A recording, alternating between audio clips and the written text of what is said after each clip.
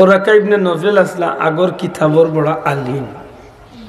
in হইলা গুবন তোমার সাবর ই বাবে বুঝা যার ইন যেই নেই তানরে দেখা দিছেন ইন আর কেউ নাই ইন আগর পয়গাম্বর ওগুলোর গেছে আইতা ইন আল্লাহ ফেরেশতা জিবরাইল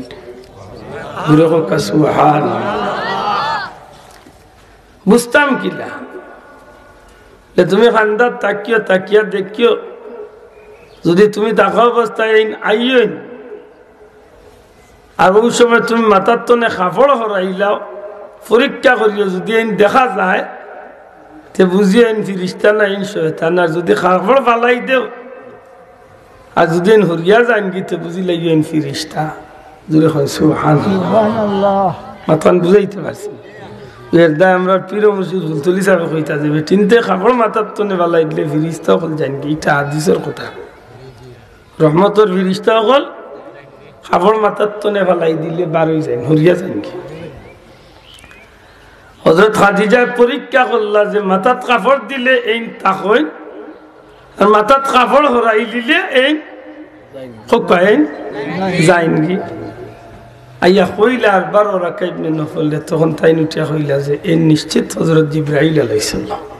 সুবহানাল্লাহ এর বাদে বাক্কা লম্বা কথা আছে ইনো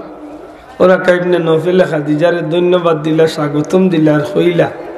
আমার বয়স শেষ হয়ে গেছে আমি বৃদ্ধ হয়ে গেছি আর নাইলে যে সময় ইসলামের দাওয়াত দিবা এই সময় আমি কলিমা পড়লাম মনে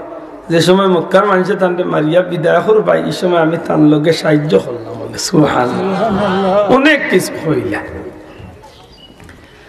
ও যে পাহাড়ের উপরে নবীজি ধ্যানমগ্ন অবস্থায় থাকতা ও পাহাড়ের মাঝে হযরত জিবরাইলে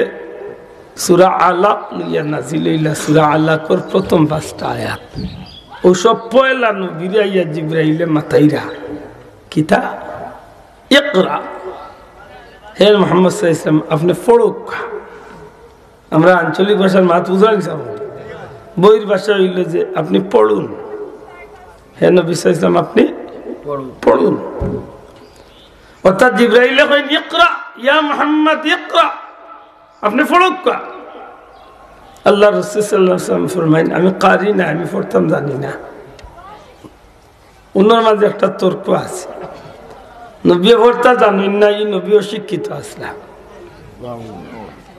আমরা দেশে কোনো কোনো আলিমের মুখে উনা যায় নবী অশিক্ষিত আসলা নবী আলিফ বা তা কিচ্ছু জানতা না নাউযুবিল্লাহ কিতাবের মাঝে লেখেন যে 3 বার জিবরাইল কইন আপনি পড়ুক নবীজি ফরমাইন আমি কারি না আমি পড়তাম পারি না আমি পড়া পারি না এর বাদে জিবরাইলে আমার নবীজির লগে আলিঙ্গন করেন অর্থাৎ আমরা গোলাগুলি যেন করি জিবরাইলে বুকুর লগে বুক লাগাইয়া নবীজির একটা চাপ দেন এর বাদে জালি দেন এর বাদে নবীজির উঠিয়া কইন ইয়া মুহাম্মদ হে মুহাম্মদ সাল্লাল্লাহু আলাইহি ওয়াসাল্লাম ইকরা বিসমি রাব্বিকাল্লাযী খালাক পড়ুক আপনার ও মাবুদের নামে যে মওলা আপনার সৃষ্টি করেছে